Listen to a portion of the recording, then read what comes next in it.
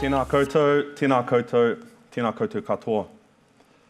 Ko Ngāti Hine rawa ko Tainui o ku iwi, no Pipiwai ahau, ko Armstrong te whānau, ko Jesse ahau. Ka nui te mihi kia koutou, tēnā koutou, tēnā koutou, tēnā koutou katoa. Morena, kia ora everybody, my name is Jesse Armstrong. I'm the CEO of Waka Interactive. And I want to tell you about some of the most inspirational innovators, in my personal opinion. And those innovators did not live in our day and age today, but are ancient innovators and created one of the most amazing innovations, in my personal opinion. Let me show you that innovation. It's called a waka. In Māori culture, we call it a waka, same. But it's one of the greatest innovations, in my perspective, because of how it came to be. Our tūpuna, our ancestors who migrated over here, literally fashioned something similar to this out of sticks, stones, and plants. And through the power of observation, knowledge, and learning, they were able to navigate their way across the world's largest ocean, and one of the world's most dangerous oceans also. They learned about things like bird migration patterns, ocean currents, star navigation. They learned about how to take certain parts of a tree and to make them work together so they could create a watertight vessel that would survive this epic journey. And then they prepared. They had faith, they pointed in the direction and said, we're heading that way, and we'll figure out along the way how to get there. Now, I don't know about you, but to me, this is innovation at its core. And it's a pure and powerful example of what can happen when you work with the limited resources that you have, bootstrap hard out, and basically just figure out along the way the journey. The reason I start off with this is because our company, Waka Interactive, is the waka. The reason why we chose to name ourselves Waka was because of the symbolism of innovation in this great vessel. And as our ancestors did anciently, today we see ourselves in the same light, navigating our way through the large ocean that is culture and tech.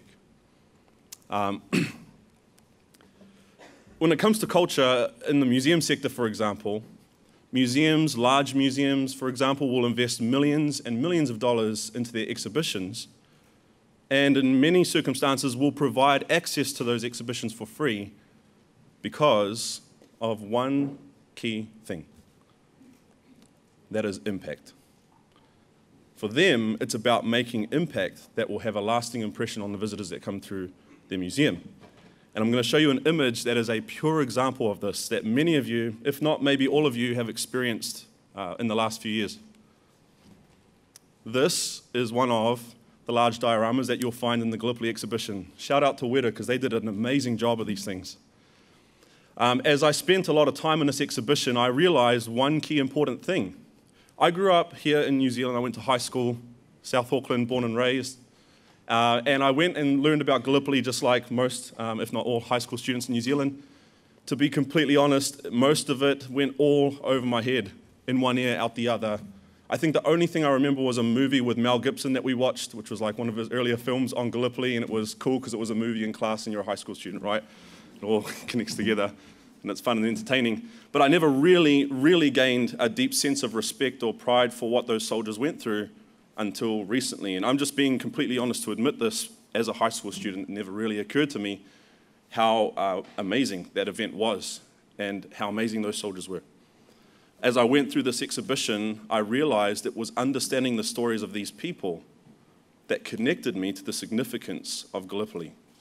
And all the objects and all of the facts and the historical events that were stated in that exhibition just added more context around that meaningful experience that I was having. But the key, the doorway in, was people, storytellers. And each of these dioramas were based on real people from Gallipoli that told their stories. I'm trying to be conscious of time because I don't have a lot of it. But I want to point out a simple formula that I've come to discover for myself and my co-founding team have discovered along the way. It's very simple. People plus storytelling plus technology equals impact. These are not three important yet separate things. They're more like 3 legs of a stool that support and create impact. As you can see, technology is only a part of that formula. But one of the most effective ways to use it in culture is to focus on storytelling, which comes from people. So at Waka Interactive, as we did more research in the culture and heritage sector, we realized that through technology, we could help to bring back the stories of people. And so we are developing interactive digital portraits. If any of you have seen Harry Potter, and you've seen the portraits from that, we're making it in real life, but for the culture sector. We recognize that there is power in two-way interaction between visitors and storytellers. It creates higher forms of engagement. It makes things more meaningful and compelling.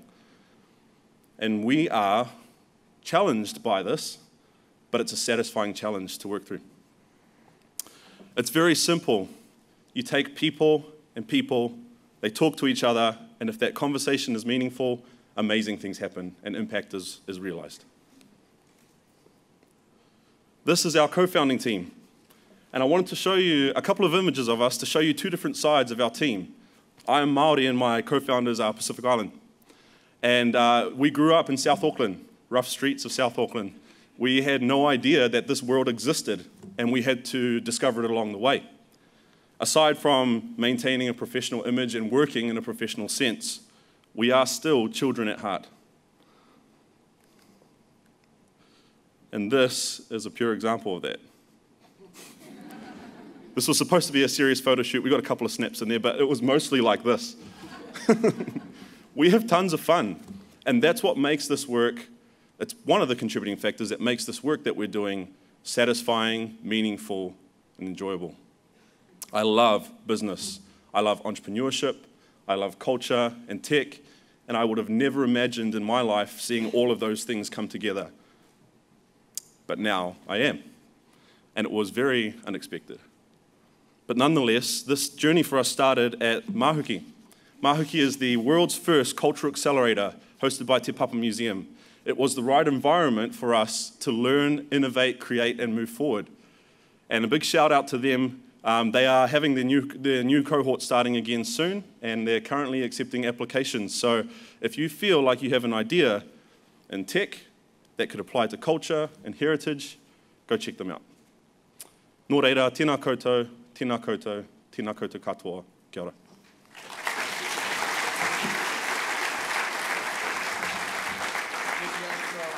Next up, we have Benjamin Dunn from Swibo. And don't forget, guys, you can submit your Q&A questions on your Mobies like these. So you go, Benjamin. Yeah, go.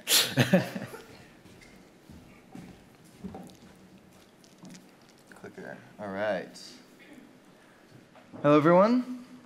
So we believe that creative industries are about creating engaging, positive experiences for people, hopefully ones that improve people's lives. My name is Ben Dunn. I'm the CEO and one of the co-founders at Swibo, a local Wellington-based company which is in the business of gamification. Essentially, we take boring, mundane, difficult tasks and we turn them into something that's fun and interesting and engaging. And in our case, we do this in health. So we do this for physical therapy, for injury prevention or recovery or exercise. So quick question. Could everyone raise their hand if you have been to the physiotherapist for any kind of injury, whether it's ankles, knees, whatever? Yeah, cool. So most of the room, keep your hands up, keep your hands up. Now, keep your hand up only if you actually did all the exercises your physio told you to. We've got 1, 2, 3, okay, pretty much no one. But don't worry, you're not alone. Physio is hard. It's true. And in fact, studies have shown that only about 35% of athletes actually do all the exercises they're told, let alone us normal people.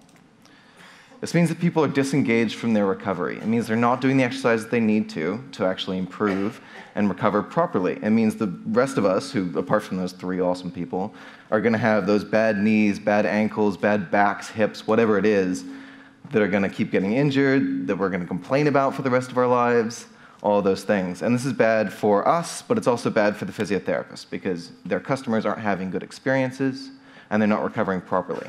So it leads to poor client retention. So we saw this happening again and again to ourselves, people around us, people at events like this, And so we turned physiotherapy into something that looks a little bit more like this. Ooh, yeah, more like that.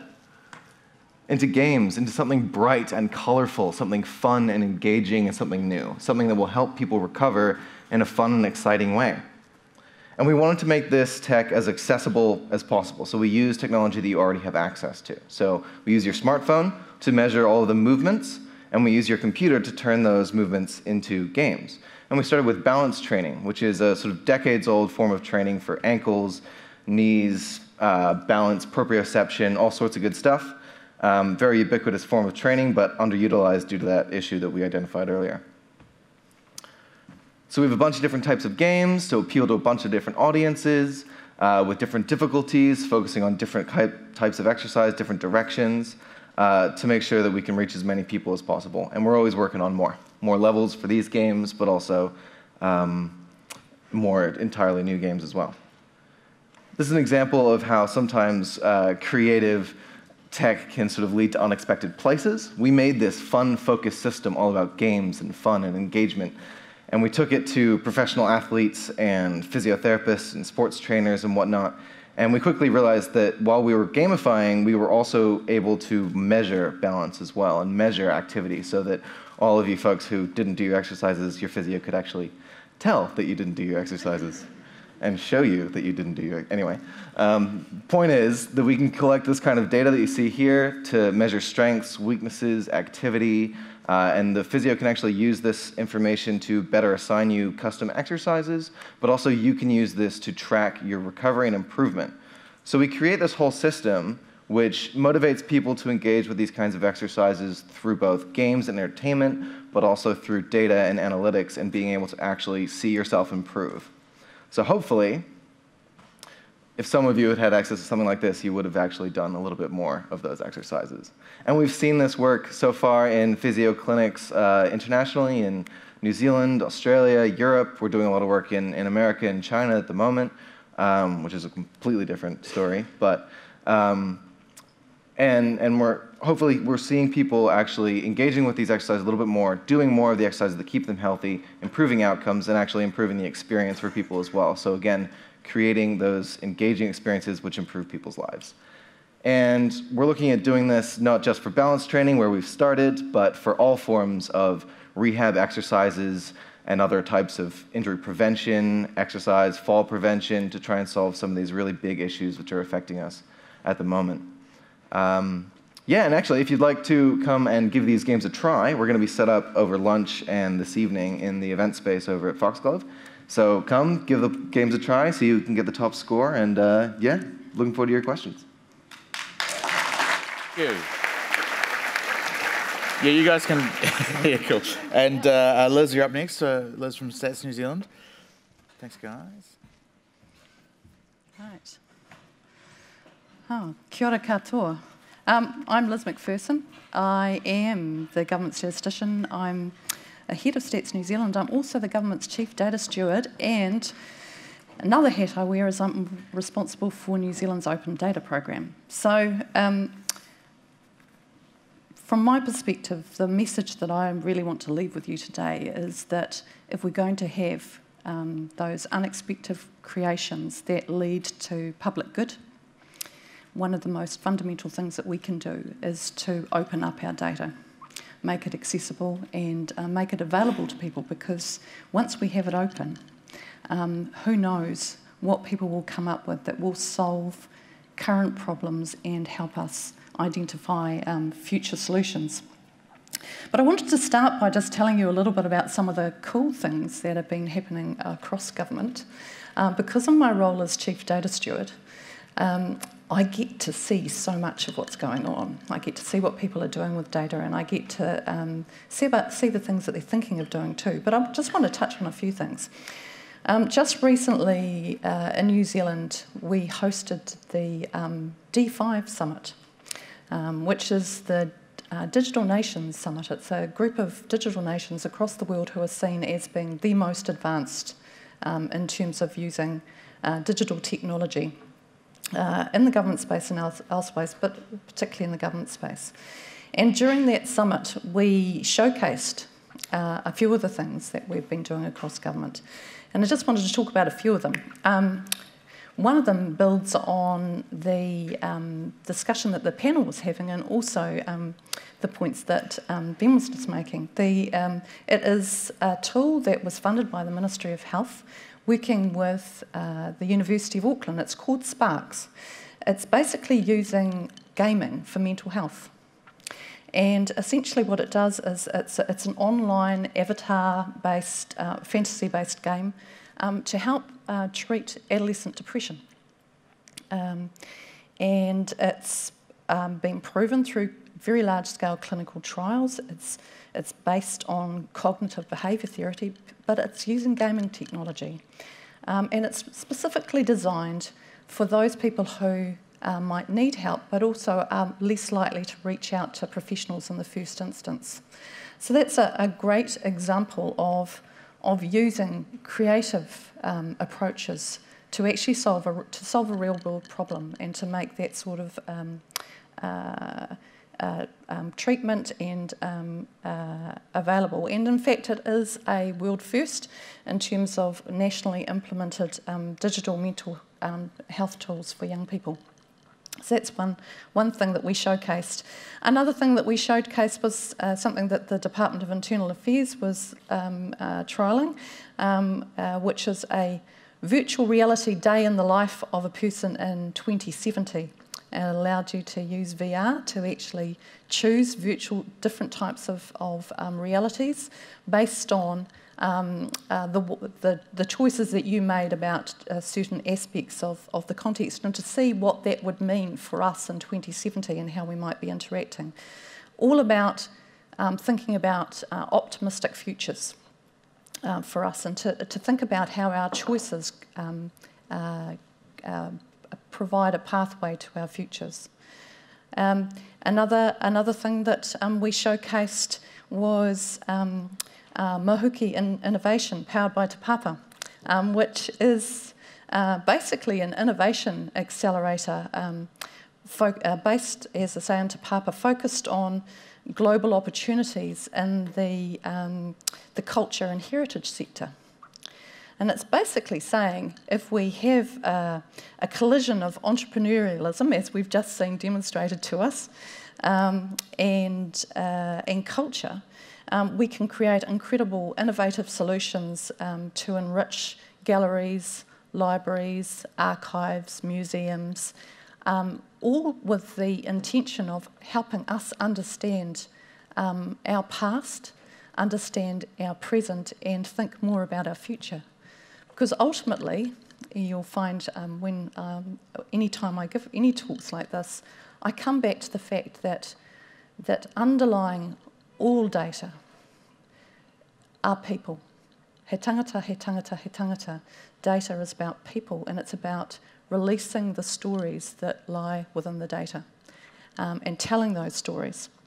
Another example of some of the innovation that's happening is the use of an incredibly large stateless computer. This is NZTA partnering with Machine Zone to create a huge marketplace for developing the ability to think about mobility and in the marketplace. So this is about how I move around space, my ability to be able to plan the way that that my transport works. The aim being, of course, to enable a move away from personally owned modes of transport and actually be able to use using different types of transport as a service. For me in my role, though, one of the things that truly is a true delight is when we put data out in an open form using open source as well. And when you find, or we provide a new infrastructure, as we did at Stats New Zealand with the integrated data infrastructure, which brings a whole of data together and integrates it, and you find people creating new things that you never ever thought of. As Tim O'Reilly has famously said, you know that you've got a platform when your customers and your suppliers and your intermediaries are coming up with new things before you even thought of them. One of the things recent delights for me was a piece of research that came out of the integrated data infrastructure that we'd provided. And this was a piece that was done by some researchers combining data from that infrastructure, which gives you all of the young people who were born since 1998, and this is particularly pertinent for me because my eldest daughter was born in 1998, so 19 years worth of data, partnered with people from the States and the Forestry Service over there using satellite data and land cover database data, and looked at issues associated with asthma and the impact of living in natural spaces on asthma. And basically that piece of research discovered that the closer you live to natural spaces, and depends a bit on the biodiversity, it has a real impact on asthma rates in children. Something I had never ever thought about would have come out of this particular database, but did. And I continue to be delighted by the way that this happens. And I guess the lesson for me in there, though, is wherever we find these innovations, we find they come at the intersection between different ways of thinking, including the way that we partner with the private sector, partner with the academia, partner with the creative sector. And in my role as Government Chief Data Steward, one of the things that I'm pushing on is how do we partner? How do we in government move away from the notion that everything has to be about, how do we move away from a particular notion of procurement to actually thinking about this from a partnering perspective? And one of the things that I'm testing there at Stats New Zealand at the moment is the concept of something we're calling data ventures, which is where we're looking to basically commercialise stats IP working with partners. It is a true partnership model. It's not about selling data, it's about the IP.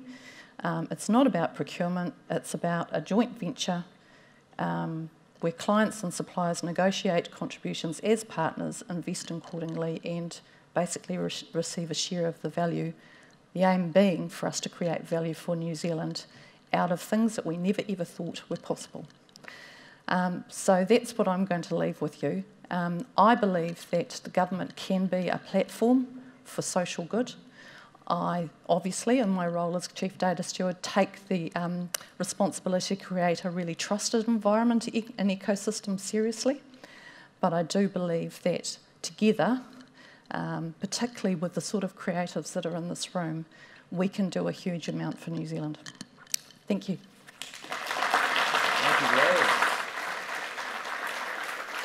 you, Liz McPherson, thank you so much. And Sarah Jennings from Stretch Sense will be up next. Will you drop your pen? Oh, there we go. Good. Thank you. So my name is Sarah Jennings, and I am currently the COO at Stretch Sense Limited. Stretch Sense started 5 years ago, and I think it does typify this concept of unexpected creations. Stretch Sense started with two postdocs and their PhD founder when they started working quite heavily in smart rubber, so rubber that could detect how much you were compressing it or stretching it. And this particular technology could be used in 3 different ways. It could be used to sense what was happening to it. It could be used to generate energy. And it could be used to move itself. So it's 3 very, very cool tech things that they thought would be really useful to a lot of different businesses. And so they thought, right, well, we're pretty good at this, and people who we talk with are pretty interested in the capabilities of this technology. Let's kick off a business. And they were particularly interested in the energy harvesting area. And so they went around to a lot of different investors. And what was really funny was that for the first 12 months of pitching this idea, every single investor said, "Oh, that's really cool, but can you tell how much it moves?" And eventually, they kind of cottoned on to maybe this sort of feedback was quite useful. Maybe there was a market here. And so they decided that they'd set up StretchSense, a company developing sensors that stretch and can tell how much they stretch. Now, we're a B2B business.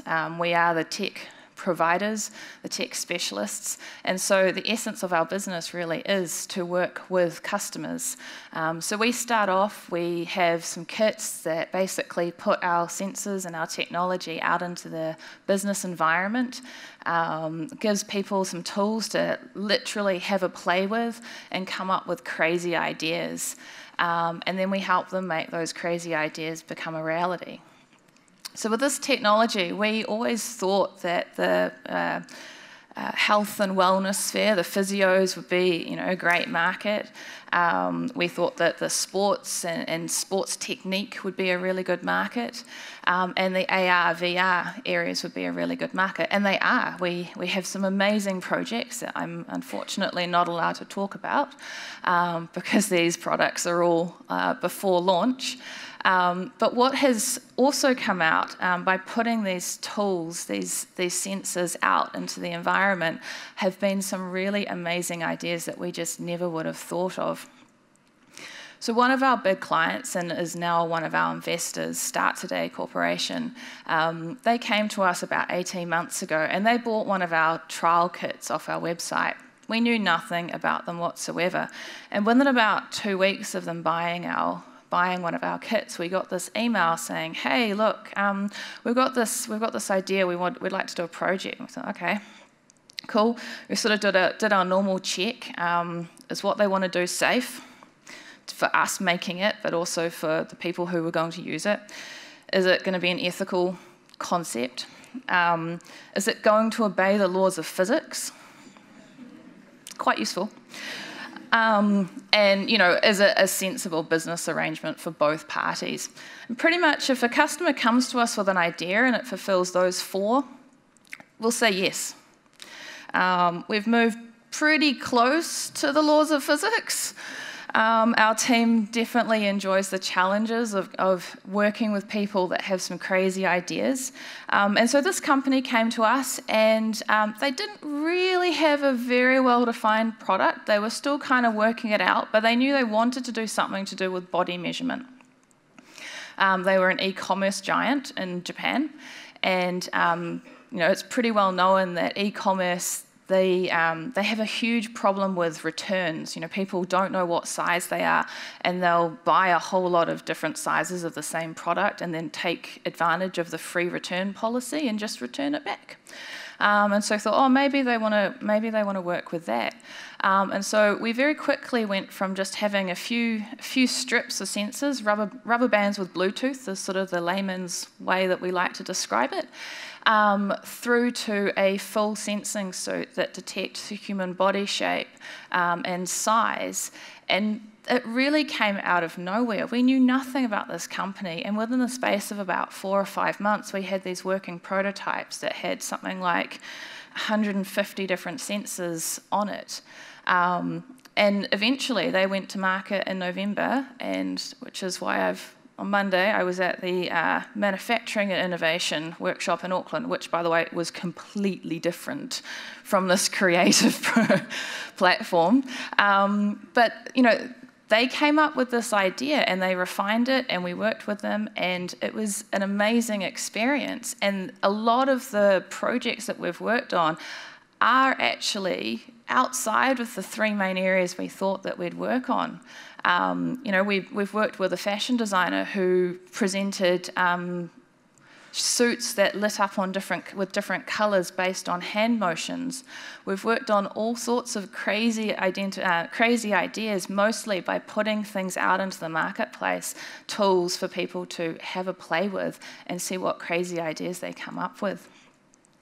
So one of the things that has allowed us to do is, one, keep our very intelligent engineers occupied and busy and excited to be working for us.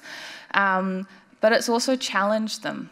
And it's challenged them, and it's also challenged our customers to come up with ideas and allow us to fulfill their dreams, because most of them have been looking in the environment for 12 months, 24 months, trying to find a way to measure what they want to measure or do what they want to do before they finally find this little company in Auckland who are, providing this quite unique technology. So if you are a technology provider, whether it's a hardware or a software or just a concept-driven company, put your ideas out there and trust that people are not going to dismiss you because you're from a little old country down in the bottom of the world.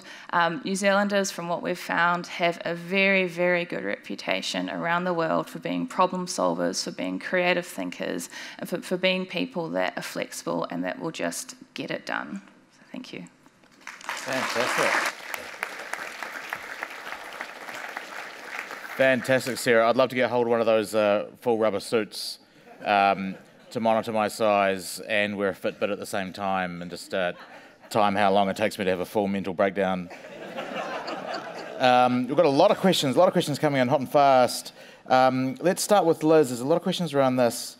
How do we balance personal ownership of data with the social good of sharing? Did I read that right? Yes. Yep. Yeah, right. Does the greater good trump privacy? That's from James. Okay. Well, this is something I live and breathe every day. So one of the reasons why it's something we obviously think about at Stats New Zealand all the time, but one of the reasons why the government chief data steward role was set up was explicitly to think about how do you really get the full potential of the value that is the government's data at the same time as maintaining trust and confidence. And ultimately, it does come down to having some very clear rules around what you do and don't do. Now, at the moment, we have a strong focus on privacy, on ensuring that we are taking account of individuals' private data.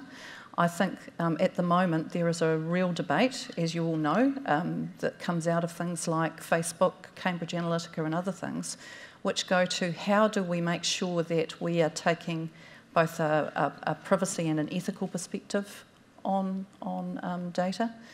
And ultimately we need to, I think, take stock of where we are at the moment and think about whether we need to look at issues more deeply around individual control of data, real transparency around use of data, and what those protections are that are in place. For those of you who may have seen it in the news yesterday, I've been asked, working with the government's chief digital officer as well, to do a stock take looking at the government's use of algorithms. And the reason for that is to say, look, if we're using, we've always had decision rules in the past. Everybody has rules for deciding how to do things. If we're going to be using machines to do some of this for us, how are we thinking about that? How are we thinking about the design of the actual models themselves? How are we thinking about the transparency of that? And how are we thinking about the underlying data that feeds those models? We all know that data itself, data just doesn't fall from heaven. It's not pure and perfect. It is based on its context, and it's created by somebody who had their own lens. It's historical and all those sorts of things. So we do need to make sure that we understand it, both its strengths and its weaknesses, and what that means for what it can be used for. Okay. A question for Jesse's just come in. Jesse, this is from Dario. Do you have any interest in using your storytelling techniques to create a Māori model of teaching where Kaumātua and Mokopuna can teach and learn together? Absolutely. Imagine if you said no. Yeah. Absolutely. The applications for the technology we're developing are vast and wide. We know that in New Zealand, the topic of learning te reo is huge right now. And so there's a lot of funding out there for it. There's a lot of people who are really keen to explore how technology can do that. and it's an area that we're definitely interested in as time goes on. So yeah, for sure. Awesome. For Ben, we've got one from A1. Are you thinking about opening up the product, Sweebo, for consumers to self-subscribe and identify injury and then get an iterative rehab program? Yeah, definitely. I think that particularly becomes an opportunity when the data that we collect, so all the data that we collect is provided to the physios primarily. We can collect patient data in terms of their activity and where they're balancing and strengths and weaknesses and all that sort of stuff on aggregate. But when we have enough of that, we can start to look at these sort of automatic analysis of people's balance. So currently you can get Sweebo Tilt individually without the physio, and you get access to your own set of activity measurements. So it shows you where on the board you've been balancing, but it doesn't give you quite as much in-depth detail in terms of strengths and weaknesses that a physiotherapist would be able to give you. And we work primarily with those physios to provide that in-depth information because that's what they're really good at. That's their expertise. We are essentially software developers and game developers and people who love games and saw an opportunity to use games to help people do something that can keep them healthy. It's the physios who are the health experts. So we do provide Tilt directly to people. So if you are wanting to subscribe, and you can do that via our website and all that sort of stuff, but providing that automatic analysis and detection of strengths and weaknesses and then assigning a program is definitely something we want to do, but we're going to have to make sure that if we're assigning programs that we're going to be doing that in a very validated and evidence-based way, and we currently don't have the breadth of data to be able to do that yet. Okay. For Sarah, competing on a world stage requires collaboration, but it's not always a simple path working with others. What top tip do you have for forming successful partnerships? Communication is definitely the key in not just understanding what each party is wanting or needing out of the relationship, but in a tech world, particularly when you're working with people from other areas, we have our own unique language. And it's really important to make sure that the same terms mean the same things. Right. You can have some quite different interpretations of what you think is standard terms. Right. Do you guys all agree about communication being a key thing? Yeah, Absolutely. and building trust as well. Yeah. Trust, okay. Yeah. I mean, that just comes down to building a sense of what each party's responsibilities are, because if there's a miscommunication about that right at the start, you build this trusting relationship, then you get to 6 months down the track or whatever, and then you realize, wait, you thought I was meant to do that. Oh God. And then everything falls apart, and it's quite awkward. So building that trusting relationship on top of good communication is definitely like the most important thing above and beyond any kind of tech or financial agreements or anything like that. Yeah, just quickly on that note too, especially when you're working with large organizations that have multiple levels of management, and those levels of management, I was just telling you guys earlier, you have levels of management that have different types of authorities to make certain decisions. First, you've got to identify who are the key people that are making the right decisions that are going to work in this partnership when we're working with them, and then make sure that, if anything, the communication is very clear with them first. Because if they've got teams of people that they're managing, right, as long as the communication is right with them, then their responsibility becomes to make sure it's communicated from that kind of top-down level better. Yeah. So. Okay. Jesse? Yes. The impact of the Gallipoli exhibition, do you think the impact of the Gallipoli exhibition was heightened by the massive scale of the figures rather than if they'd been life-size? So I definitely think it was a contributing factor, but if anything, it was the emotion. Right. So, for example, if anybody has been through that and you walk in, the very first thing that you see is the giant diorama, right? You spend some time, and because there's so much detail in it that's blowing up, it emphasizes empathy. Do you think that will affect VR at all? I don't know. VR is not an area that I'm super familiar with. Right. Literally, like, I've only tried a VR headset like 2 months ago. So I know, sorry, I'm in the tech industry. I should be trying to... Oh, no, I know heaps about VR. No, actually, I tried one the other day. It was a dinosaur thing, and I screamed. It's really embarrassing. Sorry. Now, Liz, we're in the government city here. How can people here today approach collaboration when it comes to working with the government? Yeah, well, I would actually go beyond just talking about Wellington. I'd talk about New Zealand. I mean, we are still under 5 million people.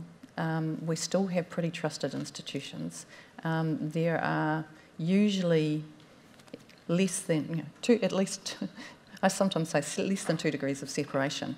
We've got the opportunity to create a collaborative way of working together, and that I believe that other nations should be jealous of. Here in Wellington, we have the thing we call the Wellington twirl, where you turn around like this when you're talking, because there'll be somebody there who knows exactly who works with you. I believe that we as government can do more to join up our partners. One of the things that some of my colleagues have done in the digital space, for example, is to try and create platforms that we can all use across government. But I think the other thing is for us to be far more open and transparent with partners within the Wellington space as to what our needs are. And as I said before, one of the issues that we as government have had is that we had tended to go out and contract for things, and in effect in contracting define what it is, constrain what it is we're going to get back. Whereas actually I think if we approach things from a partnership perspective, we actually go out there looking for ideas, looking for solutions, and not having a fixed notion of what the answer is, we're more likely to get a better response. Awesome. And just quickly, Sarah, how do you commercialise just putting your idea out there? We sell our kits. Okay. No, I mean, you have to still define what the product, what the product is or what the idea is. And it has to be, for us being in the hardware space, it has to be something physical. Right. So it's relatively easy. It's probably harder in terms of the software, knowing where you stop giving those teaser videos or what have you, and start, charging or, what have you. All right. Okay. Well, thank you very much for giving us your time today. Give us a round of applause for the panel, ladies and gentlemen.